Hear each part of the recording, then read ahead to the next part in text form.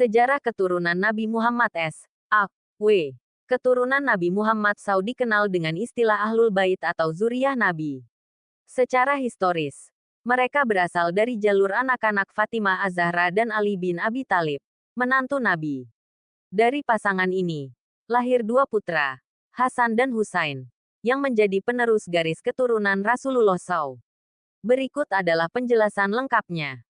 1. Garis keturunan Nabi Muhammad SAW. Nabi Muhammad SAW hanya memiliki keturunan melalui putrinya, Fatimah Az-Zahra. Karena semua anak laki-lakinya, Qasim, Abdullah, dan Ibrahim, wafat saat kecil. Dari pernikahan Fatimah dan Ali bin Abi Thalib, lahirlah Hasan bin Ali. Dari keturunannya, banyak menjadi ulama besar dan tokoh terkemuka, terutama di wilayah Arab dan sekitarnya. Husain bin Ali. Keturunannya juga meluas ke berbagai wilayah. Husain wafat dalam peristiwa tragis di Karbala, 61 H 680 M. Dua jalur inilah yang dikenal sebagai Sayyid, dari jalur Hasan, dan Syarif, dari jalur Husain. 2. Habib dan keturunan Rasulullah SAW. Istilah Habib banyak digunakan di kalangan keturunan Nabi yang tinggal di Yaman dan Hadramaut. Mereka dikenal sebagai pemuka agama dan memiliki pengaruh besar di dunia Islam, termasuk di Asia Tenggara.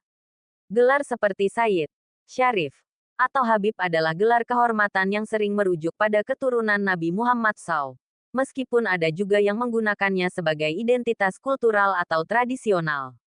3. Klaim keturunan Nabi. Tidak semua orang yang mengaku sebagai keturunan Nabi bisa dipastikan kebenarannya. Ada beberapa hal yang menjadi dasar pengakuan. Nasab yang terdokumentasi. Keturunan Nabi biasanya memiliki silsilah yang tertulis dan dapat ditelusuri secara historis.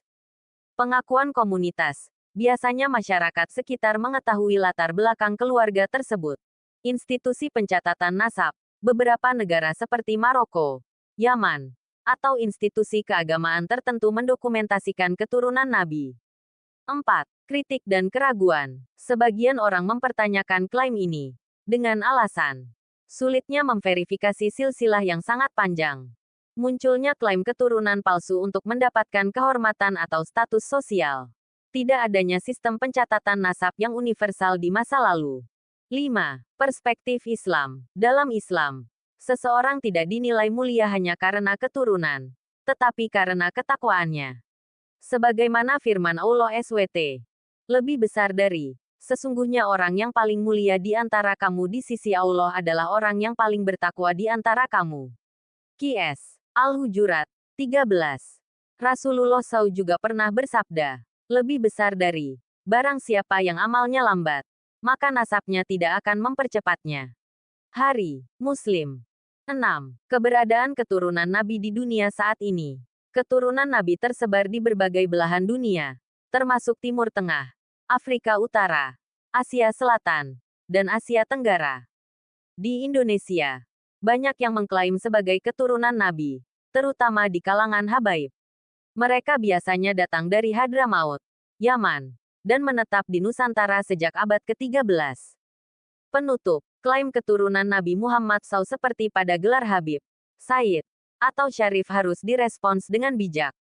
Penting untuk memahami bahwa kemuliaan seseorang tidak hanya terletak pada keturunannya, tetapi pada amal perbuatannya dan manfaatnya bagi umat manusia.